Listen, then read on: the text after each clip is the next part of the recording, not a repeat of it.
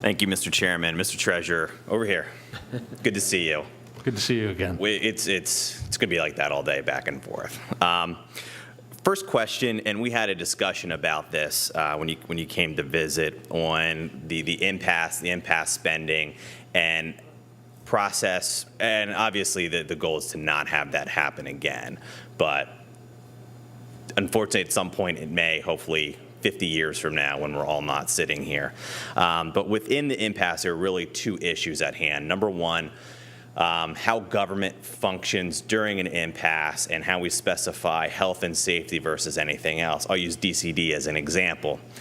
Tax credits weren't going out, but yet DC&D still employed those individuals, and we're still employing those individuals. Was that a health and safety decision?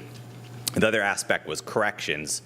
The governor did a partial veto and then requested the Treasurer's office to pay that. To surmise the reasoning behind the Treasurer's office paying it, it was a federal, based on federal preemption and federal reasons to do that. Thinking about those kind of two separate issues and try to provide some clarity from the Treasurer's office, which is, I think, a positive step moving forward. Have you given more thought to that moving forward about how to clarify kind of the Treasurer's role and kind of set up a standard for government moving forward in those circumstances? Thank you, Representative. It is a big question, and one we are wrestling with, and we are giving thought to it. Our takeaway from that unprecedented experience,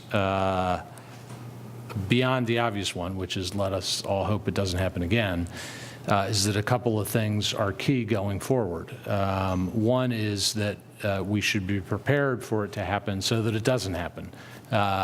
And what we're doing is sort of grappling with these issues anew. And I should stipulate that I think everyone at Treasury, especially those who are sitting beside me, did the very best they could under unprecedented circumstances.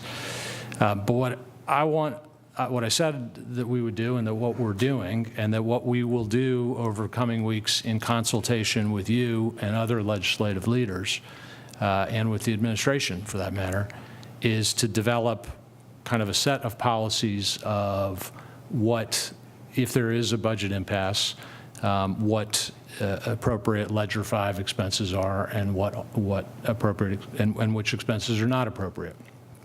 I would say generally that as I look at the spectrum, that there, at one end you have kind of crucial expenses around public safety.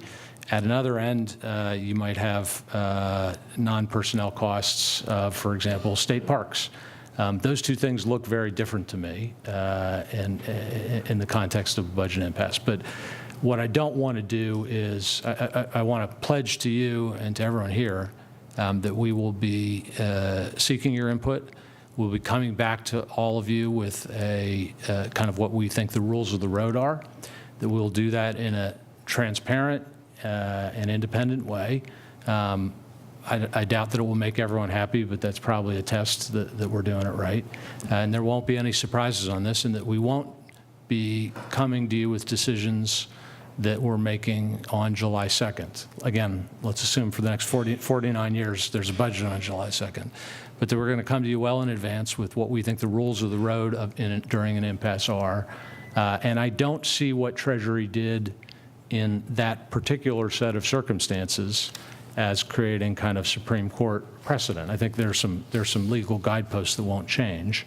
But I think as we think about this going forward, we're doing our best to think about it fresh. And it'll be good to front load that so we can have the conversation ahead of time. And again, the idea is to not have that. I was on your website this morning. I pulled up some transparency objects. You have general fund history and trends.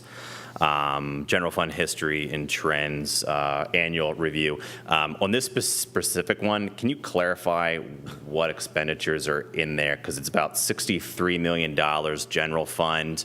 I assume it's probably general fund plus maybe some special accounts and federal, just so there's some clarification of what is involved in those. One thing I did want to hit on is kind of the cash flow issues of the Commonwealth. Is it possible for you to send out kind of a list of the major timing of appropriation payments going out, so we can kind of see when those are going to come out, to see if we can try to help smooth out the cash flow issues of the Commonwealth moving forward?